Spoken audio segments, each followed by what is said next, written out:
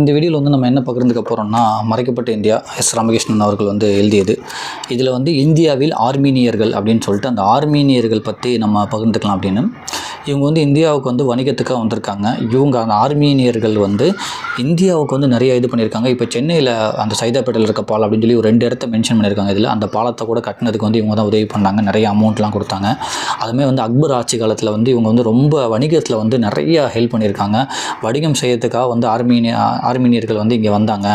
அக்பர் ஆட்சியிலையுமே வந்து இவங்களோட ஒரு வணிக திறமையை பார்த்துட்டு வந்து கூப்பிட்டு அவங்களோட அரசவையிலே வச்சுக்கிட்டார் அப்படின்னு சொல்லிட்டு ஆர்மீனியர்கள் வந்து இந்தியாவின் முக்கியமான சின்ன சின்ன வளர்ச்சிக்கு வந்து நிறைய கஷ்டப்பட்டுருக்காங்க அப்படின்னு சொல்லியிருக்காங்க. இன்னொன்று முக்கியமான என்ன விஷயம்னா வந்து இவங்க பேரில் வந்து இன்னுமே அந்த ஏரியா வந்து சென்னையில் இருக்குது. பட் ஆனால் ஆர்மீனியர்கள்னு சொல்லி யாருமே அங்கே இல்லை.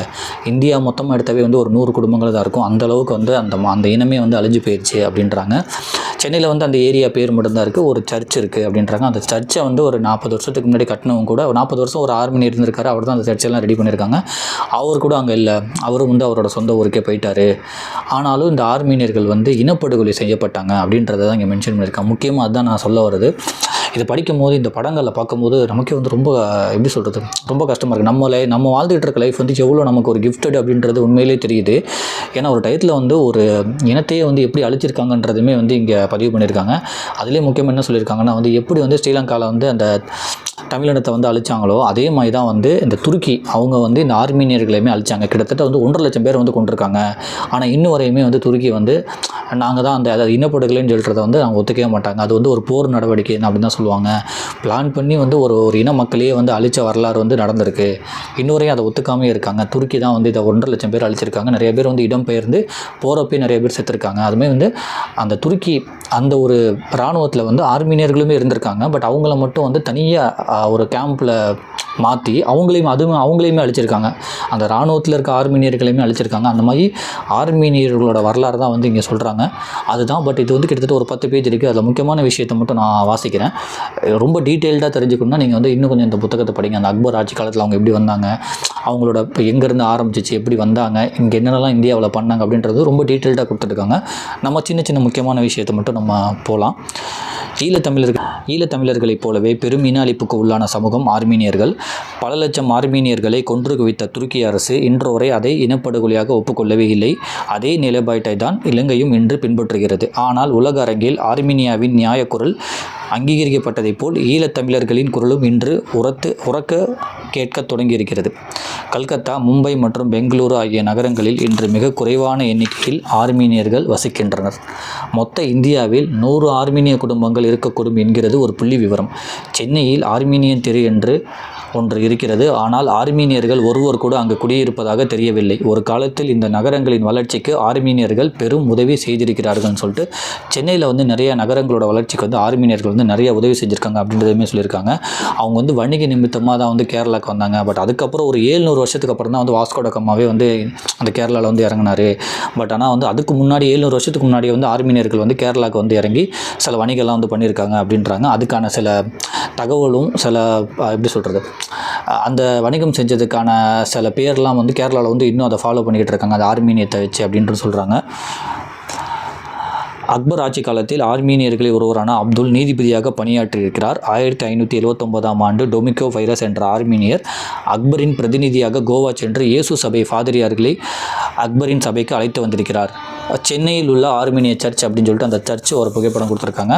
அதுமாதிரி வந்து அக்பரோட அரசவையில் வந்து நிறைய பேர் வேலை பார்த்துருக்காங்க. இவன் அக்பர் கூட வந்து அந்த ஆர்மீனிய பெண்ணை தான் வந்து அவங்களே ஒருத்தவங்களை வந்து கல்யாணம் பண்ணதாகவும் சொல்கிறாங்க. ஏன்னா அவங்க வந்து கிறிஸ்தவ மதத்தை ஃபாலோ பண்ணுறவங்க அந்த ஆர்மீனியர்கள். பட் அவங்கள வந்து கல்யாணம் பண்ணதாக வந்து சொல்கிறாங்க, அக்பரோட ஒன் ஆஃப் த மனைவி அப்படின்னு. ஆனால் சில பேர் வந்து அதை மறுக்கிறாங்க. அந்த தகவலுமே இதில் இருக்குது. 2 தகவலும் இங்கே வந்து சொல்லியிருக்காங்க.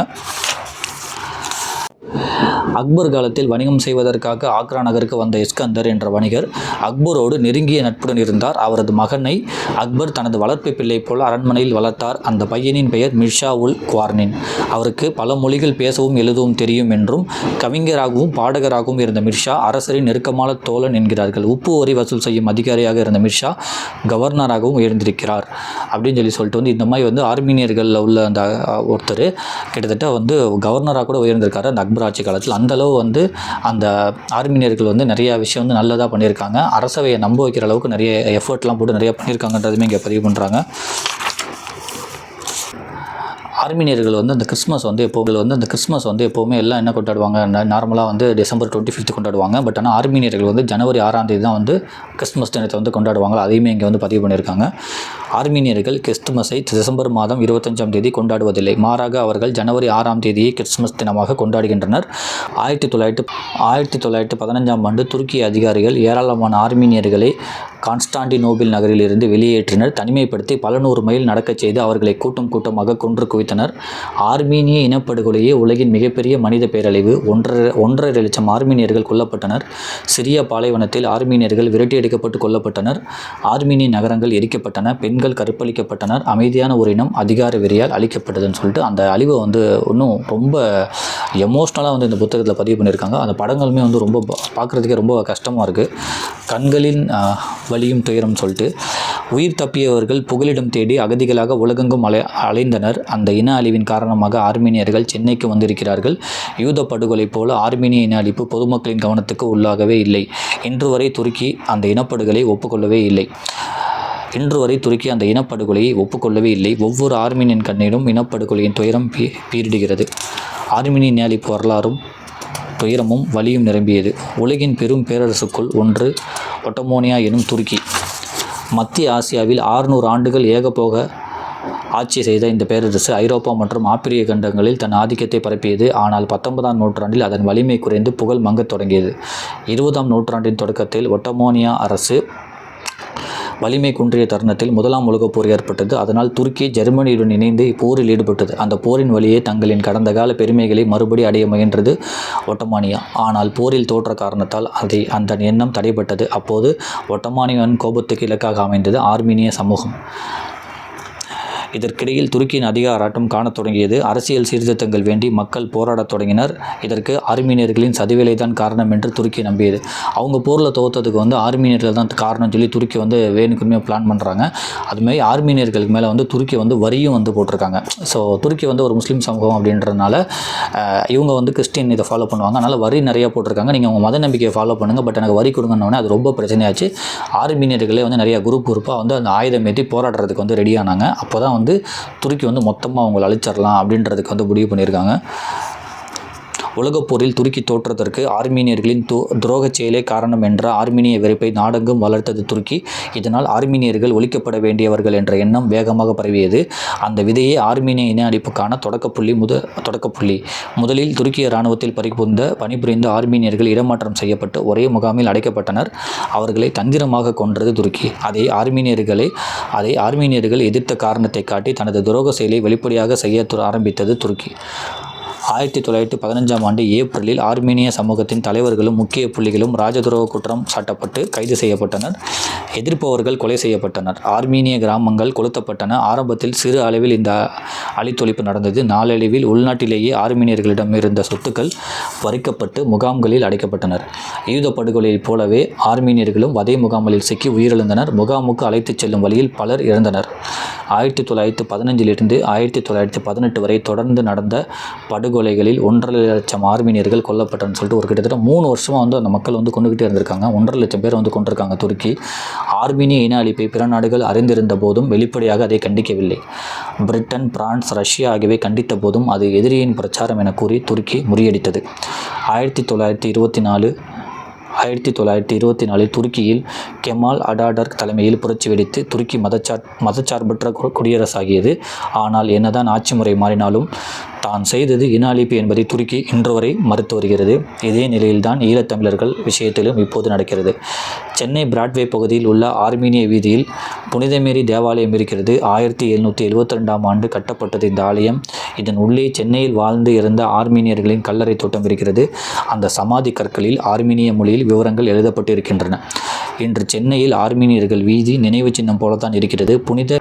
புனித மேரி தேவாலயத்துக்கு பொறுப்பாக இருந்த கடைசி ஆர்மீனியரும் தனது சொந்த தேசத்துக்கு சென்று விட்டார். அவர் வளர்த்த வாத்துக்கள் மட்டும் தனிமையில் குவாக் என்று சத்தமிட்டபடியே கல்லறை தோட்டத்துக்குள் உலவுகின்றன. மாமர நெல்லில் நிசப்தமாக ஆர்மீனிய உடல்கள் பூமியினுள் புதையுண்டு இருக்கின்றன.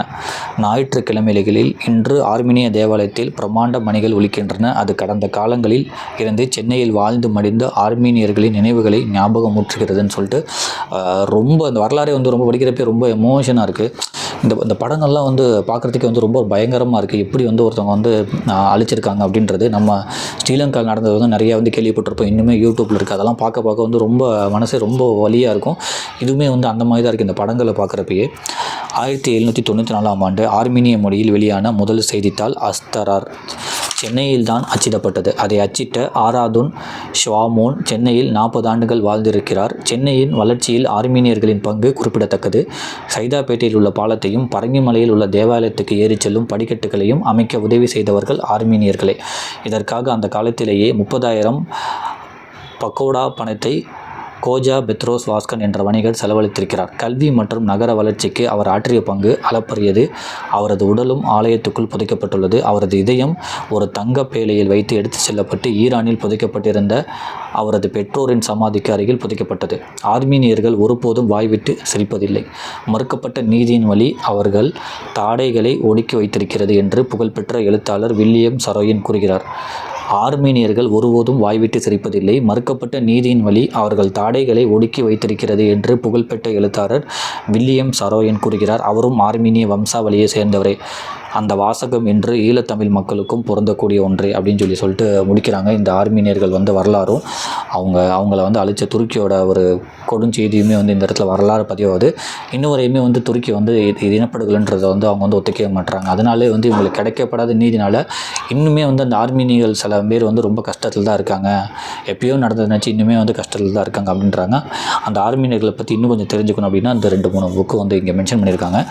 ஸோ இந்த வரலாறு வந்து ரொம்ப அந்த நம்ம ஸ்ரீலங்காவில் தான் வந்து நினச்சிட்டு இருக்கோம். பட் ஆனால் நிறைய இடத்துல வந்து அந்த இனப்படுகொலை நடந்திருக்கு அப்படின்றது வந்து இனிமேல் தெரியுது. இன்னொன்று இந்த ஆர்மீனியர்கள் வந்து இந்தியாவுக்கு வந்து எவ்வளோ உதவி பண்ணியிருக்காங்க. இந்த மாதிரி வந்து அந்த சைதாப்பேட்டையில் உள்ள பாலம், அந்த சர்ச்சு படிக்கட்டுலாம் வந்து அவங்க தான் வந்து நிறைய பணம் செலவழித்து கட்டியிருக்காங்க.